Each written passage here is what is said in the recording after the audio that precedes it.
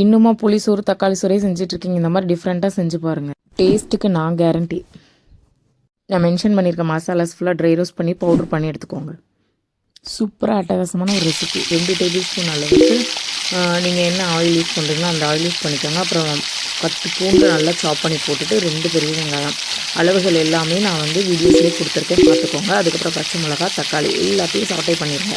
அந்த தக்காளி கொஞ்சம் நல்லா மசியணும். அதுக்கப்புறம் நம்ம மஞ்சள்தூள், மிளகாய்த்தூள் ஆட் பண்ணிவிட்டு அதுக்கப்புறம் எக்ஸை ஒன்று ஒன்றா ஆட் பண்ணி தேவையான அளவு உப்பு ஆட் பண்ணிக்கோங்க.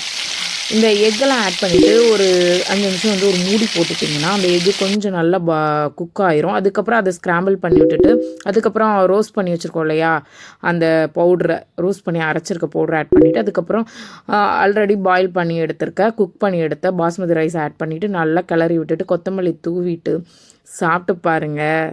வேறு மாதிரி வேறு டேஸ்ட்டாக அவ்வளோ டேஸ்டியாக இருக்கும். லஞ்ச் பாக்ஸ் திரும்ப